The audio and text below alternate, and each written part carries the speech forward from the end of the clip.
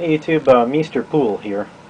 These are some of my favorite videos, movies. I've been wanting to do this for so long. Make a commentary about, well, particularly the middle movie, because really, seriously, someone needs to rewrite that story. And here's how I would rewrite that story. When he's when he jumps off the bridge into the water after that angel, that at that point the story can change, where instead of seeing the world as if he would have never been born, he could see the world after he commits suicide. So the way I'd run that story at would be, okay, he commits suicide and then his wife has to go on welfare.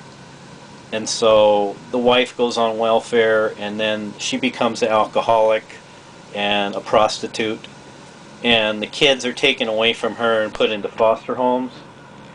And the kid grows up, and maybe the young girl gets cancer, and the young boy gets hit by a car, and then he's in the hospital for a long time, and then all these things happen after he dies. They don't have any money, they're real poor, and Mary has to really live really hard, and it's really hard living on the street and everything, and she goes to jail, and then one of the other kids becomes like a criminal and has to rob and steal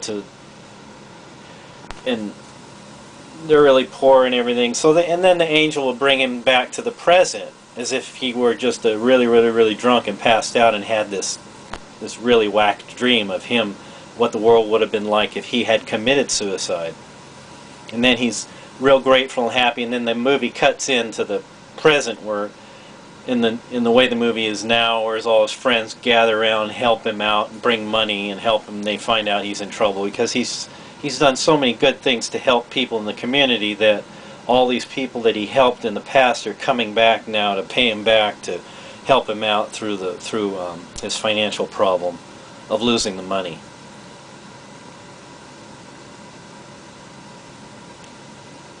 Now the Groundhog Day movie is interesting in that he has to relive the same day over and over and over and over again.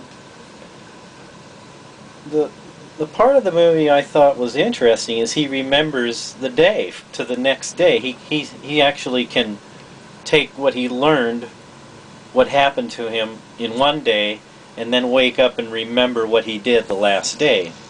So he takes advantage of that. At first, he doesn't know how to deal with the situation he's in, and he keeps just trying to kill himself, and he does crazy things and runs a truck off a cliff with the groundhog in it. And if you've seen the movie, what is amazing is all the other people that are in the same day, that day's happening to them over and over and over again, but they don't remember the days before, and he's the only one that remembers those days.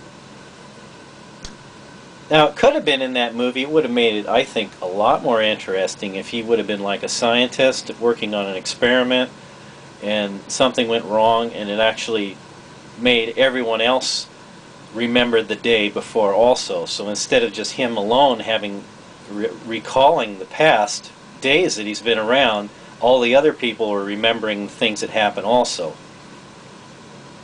So that would change the story. That's how I might rewrite that story for another movie. In the movie where the child is in his bedroom, and he has a vision that these angels come to him, and they have a map of where all the black holes are, and the angels are like, they're renegades, and they're trying to get treasures, and they're jumping from one time period to another time period, gathering up these gold and jewels, and the kid is kind of trapped along with them because he got drawn in when he was in the bedroom. The angels came and then disappeared and took him with them into the other times. And it's funny, the kid asks why God created evil, and it was odd, the answer he gave, that he couldn't have had good without evil, or something to that effect. But it's a modern mythology is what it is. It's sort of an interesting movie. It's got a lot of, it's the Monty Python style movie. Anyhow, signing off.